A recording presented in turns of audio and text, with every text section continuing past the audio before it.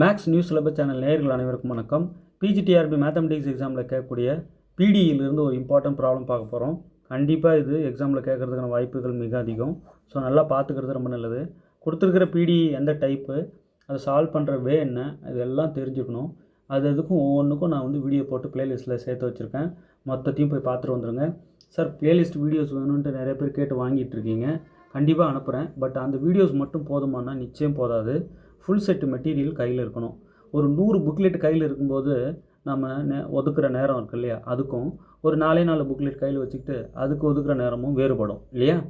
நிறைய கண்டென்ட் கையில் இருந்தால் தான் நம்மகிட்ட இன்னும் நிறைய இருக்குது, நிறைய பார்த்தாகணும் அப்படின்ற உணர்வே முதல்ல வரும். அப்போ தான் நேரத்தையே ஒதுக்குவீங்க.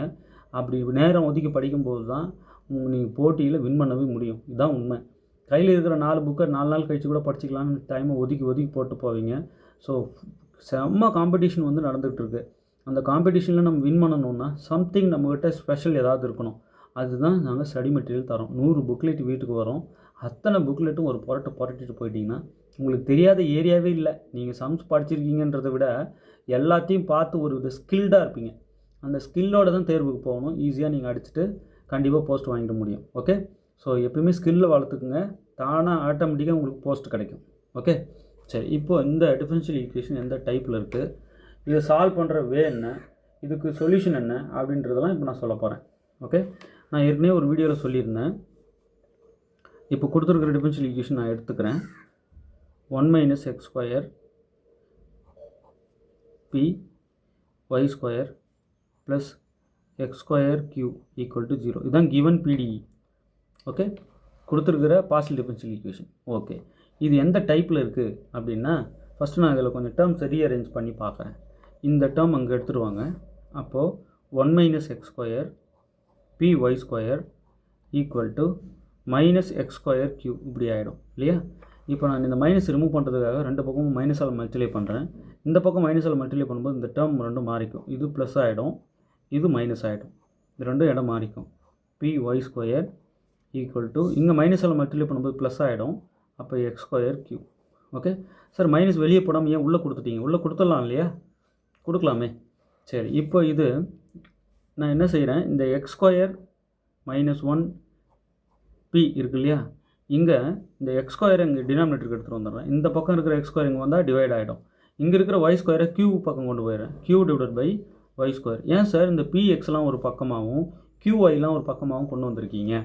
எஸ், இங்கே பாருங்கள், f1 of x, p = f2 of y, q இந்த வடிவில் இருந்தால் =a அப்படின்னு ஒரு சின்ன வேல்யூக்கு ஈக்குவல் பண்ணி இந்த p வேல்யூ q வேல்யூ பிடிச்சிட முடியும். நான் இப்போ பிடிச்சி காட்டுறேன் பாருங்கள். p வேல்யூ q வேல்யூ கண்டுபிடிச்சி dz = p dx + q dy. இதில் நாம் அந்த pq வேல்யூ சப்ஸ்டியூட் பண்ணி இன்டகிரேட் பண்ணிட்டோம்னா சொல்யூஷன் கிடச்சிரும், கம்ப்ளீட் இன்டகிரல் கிடச்சிரும். ஓகே, ஸோ இந்த வடிவில் இருந்தால் =aன்னு எடுத்து pq கண்டுபிடிச்சி, ஏன்னா இது ரெண்டும் =aன்னா தனித்தனியாக ஒவ்வொன்றுக்கும் இந்த ஏவுக்கு இந்த f1 ஏவுக்கு ஈக்குவல் ஆகும், f2 ஏவுக்கு ஈக்குவல் ஆகும். ஏன்னா ரெண்டுமே =a அப்படின்னு எடுத்திருக்கேன். ரைட், சரி. இப்போ இங்கே என்ன இருக்குன்னா q இருக்குது, மேலே இங்கே q இருக்குது, இந்த y² இங்கே எடுத்துகிட்டு வந்துட்டேன், இங்கே x² இங்கே எடுத்துகிட்டு போயிட்டேன். இப்போ இது எப்படி இருக்குன்னா =a நான் எடுக்கலாம். இது f1 இது f2 மாதிரி இந்த வடிவில் இருக்குது. அப்போது x² - 1 / x² p q/y² = sum a. நாமளாக எடுத்துக்கிறது லெட்டுன்னு. சரி, இப்போ தனித்தனியாக இது =a இது =aன்னு பிரிக்கிறோம். அப்போ என்ன ஆகும்னா x² - 1 / x² p = a. Right, இப்போ p வேல்யூ நம்ம இதிலேருந்து பிடிச்சிடலாம். p இங்கே அப்படியே இங்கே a / ஆகிட்டு ரெசிப்ரோக்கலாக எழுதுனீங்கன்னா a(x²) / x² - 1. ஆக்சுவலாக அந்த டேர்ம் ஃபுல்லாக டினாமினேட்டருக்கு அப்படியே ரெசிப்ரோக்கலாக ஆகிடும். அப்போ p வேல்யூ இப்படி கிடைக்கும். அடுத்தது இந்த q/y² = a இருக்கு இல்லையா, இதில் எனக்கு q தான் வேணும். இந்த y² எங்கே அனுப்பிச்சிட்டா அப்போ q = a(y²) இப்படி ஆகிடும். அப்போ q கிடச்சிருச்சு பார்த்தீங்களா. அப்போ pq எடுக்கிறது நம்ம வேலையே. இந்த வடிவில் இருந்ததுனால தான் நான் ஏவுக்கு ஈக்குவல் பண்ணி, a இது q இல்லை, ஏவுக்கு ஈக்குவல் சம் கான்ஸ்டன்ட் a ஏதோ ஒரு வேல்யூக்கு ஈக்குவல் பண்ணி தனித்தனியாக பிரித்து கொடுக்குறேன். பாருங்கள், இது ரெண்டுமே =aன்னு எடுத்து இதுக்கு தனியாக பிரித்து கொடுத்து pq எடுத்துட்றேன். இப்போ எடுத்த pq கொண்டு இதில் போடுறேன். ஓகே, அப்போ dz equal to p dx plus q dy. இதில் போட்டால் அப்போ dz equal to p value என்ன இப்போ தான் கண்டுபிடிச்சோம், ax square divided by x square minus 1. So இந்த இடத்துல போடுறேன் ax square divided by x square minus 1. இந்த dx அப்படியே தான் இருக்குது. ப்ளஸ் இந்த q வேல்யூ போடுறேன், q வேல்யூ ay square. இங்கே போட்டால் ay square dy. ஓகே, இப்போ நாம் இதை இன்டகிரேட் பண்ணுறோம். இன்டகிரேட் பண்ணும்போது இந்த ஏவை வெளியே எடுத்துடலாம், இந்த ஏவும் வெளியே எடுத்துடலாம். dz இன்டகிரேட் பண்ணால் z, ஏ வெளியே வந்துடுச்சுன்னா இன்டகிரல். இந்த எக்ஸ் ஸ்கொயர் கூட ஒரு 1 கழிச்சிக்கிறேன், 1 ஆட் பண்ணிக்கிறேன். ஏன்னா இங்கே டினாமினேட்டர் என்ன இருக்குன்னா எக்ஸ் ஸ்கொயர் மைனஸ் 1 இருக்குது. இது ரெண்டுக்கும் பிரித்து கொடுத்து ஈஸியாக இன்டகிரேட் பண்ணிட முடியும். ஏன் சார் இந்த மாதிரி இந்த மெத்தட் இப்படி வந்தாலே நம்ம இப்படி தான் இந்த வேவை ஃபாலோ பண்ணணும். ப்ளஸ் இந்த ஏ வெளியே எடுத்துடுறேன், integral y square dy. Okay, A வெளியே வந்துடுது, அவ்வளோதான். சரிங்க சார், இங்கே எக்ஸ் ஸ்கொயர் மட்டும்தான் இருக்குது. X square by X square minus 1 direct integration நம்மக்கிட்ட இல்லை. அதுக்காக ஒரு சின்ன வேல்யூவை கூட்டி, அதாவது என்ன பண்ணிக்கிறேன்னா -1 வந்து மைனஸ் பண்ணிக்கிறேன், ஆட் பண்ணிக்கிறேன். நியூமரேட்டரில் இப்படி பண்ணுறதுனால இந்த டேர்ம் டிஸ்டர்ப் ஆகாது. இப்படி பண்ணதுனால நமக்கு யூஸ் இருக்குது. அதனால தான் என்ன use, z equal to A integral. இந்த டினாமினேட்டர் இருக்கு இல்லையா, மேலே இந்த 2 டேர்முக்கு தனியாகவும் இந்த 1க்கு தனியாகவும் பிரித்து கொடுங்க. அப்போது x square minus 1 divided by X square minus 1 into dx plus 1 divided by X square minus 1 into dx. Okay, இந்த இன்டகிரல் கூட இப்படி ஸ்ப்ளிட் பண்ணிக்கலாம். இந்த ஏ ரெண்டுத்துக்கும் காமன், இங்கே ப்ளஸ் இந்த ஏ அப்படியே இருக்கட்டும். ஒய் ஸ்கொயர் இன்டகிரேட் பண்ணால் y³/3 plus integrating constant some b. Okay, integrating constant ஒன்று சேர்க்கணும் இல்லையா, நம்ம இன்னும் இன்டகிரேஷன் பண்ணல. ஸோ இப்படி இருக்கிறது கூட ஒரு 1 மைனஸ் பண்ணால் ஒரு 1 ஆட் பண்ணேன் இல்லையா. அப்புறம் இந்த டினாமினேட்டர் பிரித்து கொடுக்குறேன், ரெண்டுக்கும் பிரித்து கொடுத்தா இதை கட் பண்ணிடலாம். கட் பண்ணிட்டா ஈஸியாக இன்டகிரேட் பண்ணுற மாதிரி வந்து வடிவம் நிற்கும்.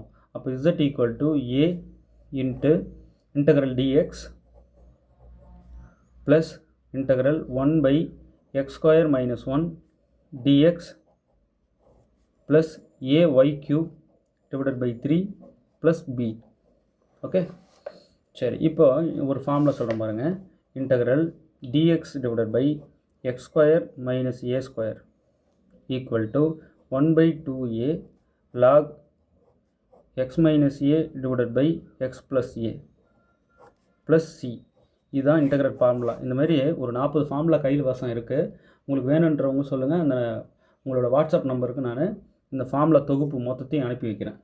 ஓகே, அது எல்லா ஃபார்முலாவும் படிச்சிங்க. எந்த மாதிரியான இன்டகிரேஷனும் நமக்கு கேட்பாங்க. ஸோ அந்த வடிவம் பார்த்ததும் நமக்கு சொல்ல தெரியணும். இங்கே பாருங்கள், integral 1 dx divided by X square minus A square. A வந்து இங்கே 1, அப்போ 1 ஸ்கொயர். ஸோ அந்த வடிவில் இருக்கா, இந்த வடிவில் இருக்கா. இப்போ ஏ வேல்யூ இங்கே 1.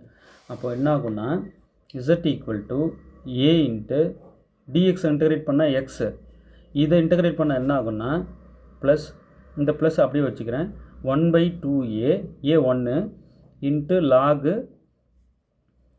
X minus A divided by x plus A plus இந்த டேர்ம் அப்படியே தான் இருக்கும், ay³ divided by 3 plus b. இப்படி ஆகிடும். ஸோ இதோட இன்டகிரேஷன் தான் இதுன்றேன். ஏ வேல்யூங்க 1, இந்த ஃபார்முலா யூஸ் பண்ணியிருக்கேன். ஓகே, இந்த மாதிரி இன்டகிரல் தான் வருமா, சொல்லவே முடியாது எது வரும்னு. அப்போது z equal to A into x plus, இங்கே 1 by 2 வருது, அந்த 1 by 2 log x minus 1 divided by x plus 1 plus ay³ divided by 3 plus p. இப்படி ஆகிடும். ஓகே, இப்போ இந்த 1 by 2 லாகுக்கு முன்னாடி இருந்தால் இங்கே பவர் கொண்டு போயிடலாம். 1 by 2ன்றது ஆக்சுவலாக ரூட்டு, அப்படி ரூட்டு போட்டு எழுதிடலாம். அப்போ z equal to A into x plus log x minus 1 divided by x plus 1 போட்டு இதுக்கு ரூட், இந்த 1 by 2 முன்னாடி இருக்க ரூட் ஆக்கிட்டேன். Okay, plus ay³ divided by 3 plus b. இப்படி ஆகிடும். இந்த ஏ வேணும்னா உள்ள மல்டிப்ளை பண்ணிக்கலாம். இப்போ ஆப்ஷன்ஸ் எப்படி இருக்குன்னு பார்த்து அதுக்கு தகுந்த மாதிரி எடுத்துக்கோங்க. ஓகே, இந்த ஃபார்முலா நமக்கு யூஸ் ஆகிருக்கு. ரைட், இப்போ வந்து பாருங்கள், இந்த option most suitable.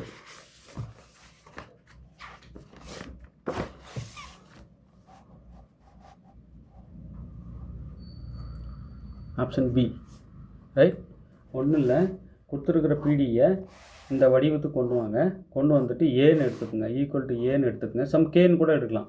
Equal to ஏன்னு எடுத்துக்கிட்டு தனித்தனியாக இது ஈக்குவல் டு ஏ, அப்புறம் இந்த ரெண்டாவது term equal to A. So first லாஸ்ட்டும் அப்புறம் செகண்டும் லாஸ்ட்டும் ஈக்குவல் பண்ணி பிக்யூ கண்டுபிடிச்சிருங்க. கண்டுபிடிச்ச பிக்யூவை கொண்டு வந்து இதில் சப்ஸ்டியூட் பண்ணுங்கள். பிக்யூ வேல்யூவை அப்படியே இன்டகிரேட் பண்ணுங்கள். இங்கே தான் சிக்கல்.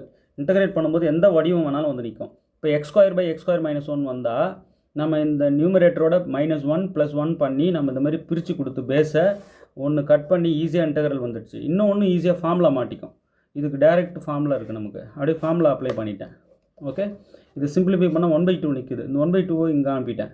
ரூட் ஆகிடும் மொத்தமாக. பவர் 1/2ன்றது இங்கே ஹோல் ரூட்டு. ஸோ ரூட் போட்டு எழுதிட்டேன். ஏ வேணும்னா உள்ள மல்டிப்ளையும் பண்ணிக்கலாம். ஓகே, இங்கே ரெண்டுக்கும் பொதுவாக ஏவை வெளியே எடுத்து போட்டிருக்கேன். அவ்வளோதான். இந்த ஏ இங்கேயே காமன் அவுட் ஆகிடுச்சு இல்லையா? இங்கேயே வெளியே எடுத்த ஏ அது. ஸோ அது மொத்தத்துக்கும் அப்படியே தானே வரும்.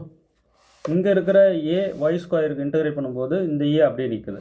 இங்கே y² இன்டகிரேட் பண்ணால் y³/3 அப்படியே வருது. இங்கே integrating constant plus B. So இங்கே ப்ளஸ் பி. ஓகே, அப்படியே வருது. சிம்பிளிஃபை பண்ணி விட்டிங்கன்னா இந்த வடிவில் வந்து நிற்குது. இப்போ கரெக்டாக நமக்கு எது ஆன்சரு அப்படின்னா ஆப்ஷன் பி தான் நமக்கு correct. Okay, full set material அவைலபிளாக இருக்குது. வேணுன்றவங்க 7358591547 இந்த நம்பர் காண்டாக்ட் பண்ணுங்கள். உங்களுக்கு ஃபுல் செட் மெட்டீரியல் அனுப்புகிறோம், வாங்கி படிங்க.